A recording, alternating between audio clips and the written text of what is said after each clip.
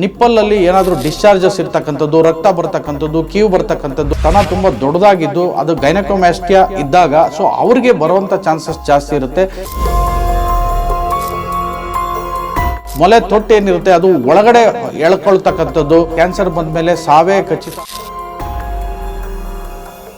ಈ breast cancer ಅಥವಾ ಸ್ತನ ಕ್ಯಾನ್ಸರ್ ಅಂತ ಹೇಳ್ತೀವಿ, ಇದು ನಾವು ಸಾಕಷ್ಟು ಫೀಮೇಲ್ಸಲ್ಲಿ ಜಾಸ್ತಿ ಹೆಚ್ಚಿಗೆ ನೋಡ್ತೀವಿ.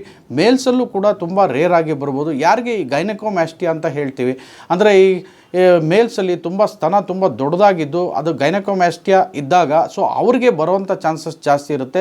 ಇನ್ನು ಹೆಚ್ಚಾಗಿ ನಾವು ನೋಡೋದು ಇದು ಫೀಮೇಲ್ಸಲ್ಲಿ.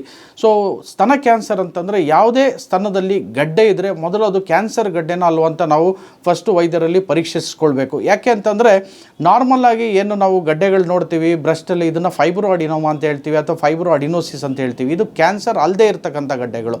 ಇದನ್ನು ವೈದ್ಯರು ಪರೀಕ್ಷೆ ಮಾಡಿದಾಗ ಗೊತ್ತಾಗುತ್ತೆ. ಆದರೆ ಯಾವುದೇ ಗಡ್ಡೆ ಬಂದು ಬ್ರೆಸ್ಟಲ್ಲಿ ಅದು ತುಂಬ ನೋವಿರ್ತಕ್ಕಂಥದ್ದು, ಕೆಂಪಗೆ ಆಗ್ತಕ್ಕಂಥದ್ದು ಅಥವಾ ನಿಪ್ಪಲಲ್ಲಿ ಏನಾದರೂ ಡಿಸ್ಚಾರ್ಜಸ್ ಇರ್ತಕ್ಕಂಥದ್ದು, ರಕ್ತ ಬರ್ತಕ್ಕಂಥದ್ದು, ಕೀವು ಬರ್ತಕ್ಕಂಥದ್ದು ಅಥವಾ ಇನ್ವರ್ಟೆಡ್ ನಿಪ್ಪಲ್ ಅಂತ ಹೇಳ್ತೀವಿ. ಸೊ ಈ ಮೊಲೆ ತೊಟ್ಟು ಏನಿರುತ್ತೆ ಅದು ಒಳಗಡೆ ಎಳ್ಕೊಳ್ತಕ್ಕಂಥದ್ದು ಅಥವಾ ತುಂಬ ನೋವಾಗ್ತಕ್ಕಂಥದ್ದು ಇವೆಲ್ಲ ಇದ್ದಾಗ ಇಮಿಡಿಯೇಟಾಗಿ ವೈದ್ಯರಲ್ಲಿ ಬಂದು ತೋರಿಸ್ಕೋಬೇಕು. ಯಾಕಂದರೆ ಇವೆಲ್ಲ ಕ್ಯಾನ್ಸರ್ ಲಕ್ಷಣಗಳಾಗಿರ್ತವೆ. ಸೊ ಸ್ತನ ಕ್ಯಾನ್ಸರ್ ಅರ್ಲಿ ಸ್ಟೇಜಲ್ಲಿ ಡಿಟೆಕ್ಟ್ ಮಾಡಿದ್ರೆ ಪೂರಾ ಕ್ಯೂರ್ ಮಾಡ್ಬೋದಾಗಿದೆ. ಕ್ಯಾನ್ಸರ್ಗೆ ಸಾಕಷ್ಟು ಜನಕ್ಕೆ ಎಷ್ಟೋ ಟ್ರೀಟ್ಮೆಂಟ್ ಇಲ್ಲ, ಕ್ಯಾನ್ಸರ್ ಬಂದಮೇಲೆ ಸಾವೇ ಖಚಿತ ಅನ್ನೋ ಥರ ಸಾಕಷ್ಟು ಜನ ಖಿನ್ನತೆಗೆ ಒಳಗಾಗ್ತಾರೆ.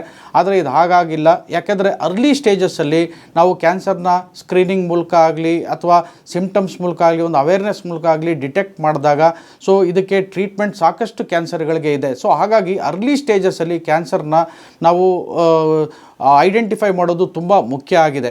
ಸೊ ಇದರಲ್ಲಿ ಮೊದಲು ಐಡೆಂಟಿಫೈ ಮಾಡಿದಾಗ ಕ್ಯಾನ್ಸರ್ಗೆ ಹಲವಾರು ಟ್ರೀಟ್ಮೆಂಟ್ಗಳಿದೆ. ಮೆಡಿಕಲ್ ಮ್ಯಾನೇಜ್ಮೆಂಟ್ ಇರುತ್ತೆ, ಸರ್ಜಿಕಲ್ ಮ್ಯಾನೇಜ್ಮೆಂಟ್ಗಳಿರುತ್ತೆ. ಸೊ ಈ ಮೆಡಿಕಲ್ ಮ್ಯಾನೇಜ್ಮೆಂಟಲ್ಲಿ ಏನಂದರೆ ಕೀಮೋಥೆರಪಿ ಇರುತ್ತೆ, ರೇಡಿಯೋಥೆರಪಿ ಇರುತ್ತೆ. ಇದನ್ನು ಯಾವ ಸ್ಟೇಜ್ ಅಂತ ಕ್ಯಾನ್ಸರ್ನ ನಾವು ಡಿಟೆಕ್ಟ್ ಮಾಡಿದಾದಮೇಲೆ ಇದಕ್ಕೆ ನಾವು ಯಾವ ರೀತಿಯಾಗಿ ಟ್ರೀಟ್ಮೆಂಟ್ ಕೊಡಬೇಕು ಅಂತ ನಾವು ವೈದ್ಯರು ಡಿಸೈಡ್ ಮಾಡ್ತೀವಿ. ಯಾಕಂದರೆ ಕೀಮೋಥೆರಪಿ ಅಂದರೆ ಮೆಡಿಸಿನ್ಸನ್ನು ಕೊಡ್ಬೋದು. ರೇಡಿಯೋಥೆರಪಿ ಅಂದರೆ ನಾವು ಈಗ ಅದಕ್ಕೆ ರೇಡಿಯೇಷನ್ ವೇವ್ಸನ್ನು ಕೊಟ್ಟು ಆ ಕ್ಯಾನ್ಸರ್ನ ಏನು ಸೆಲ್ಸ್ ಇದ್ದಾವೆ ಅದನ್ನು ಡೆಸ್ಟ್ರಾಯ್ ಮಾಡಿ ಮುಂದೆ ಅದು ಜಾಸ್ತಿ ಹರಡದೇ ಇರೋ ಹಾಗೆ ತಡಿಬೋದು. ಸೊ ಹಾಗೆ ಸರ್ಜಿಕಲ್ ಮ್ಯಾನೇಜ್ಮೆಂಟ್ ಕೂಡ ಇದೆ. ಅಂದರೆ ಈ ಕ್ಯಾನ್ಸರ್ ಗಡ್ಡೆ ಅದರ ಜೊತೆಗೆ ಅದು ಎಷ್ಟು ಸ್ಪ್ರೆಡ್ ಆಗಿರುತ್ತೆ, ಈಗ ಸದ್ಯಕ್ಕೆ ಲಿಂಫ್ ನೋಡ್ಸ್ ಇರ್ಬೋದು ಅಥವಾ ಬೇರೆ ಅಂಗಾಂಗಗಳಿಗೆ ಎಲ್ಲೆಲ್ಲಿ ಸ್ಪ್ರೆಡ್ ಆಗಿರುತ್ತೆ, ಇನ್ ಕೇಸ್ ಅದನ್ನು ಸರ್ಜರಿ ಮೂಲಕ ತೆಗೆದು ಅದು ಮುಂದೆ ಇನ್ನೂ ಜಾಸ್ತಿ ಆಗದೇ ಇರೋ ಹಾಗೆ ಕೂಡ ತಡೆಯುವಂಥ ಚಾನ್ಸಸ್ ಇದೆ. ಸೊ ಹಾಗಾಗಿ ಅರ್ಲಿ ಸ್ಟೇಜಸ್ಸಲ್ಲಿ ನಾವು ಕ್ಯಾನ್ಸರ್ನ ಡಿಟೆಕ್ಟ್ ಮಾಡಿದ್ರೆ ಸಾಕಷ್ಟು ಕ್ಯಾನ್ಸರ್ಗಳನ್ನ ಗುಣಪಡಿಸ್ಬೋದಾಗಿದೆ.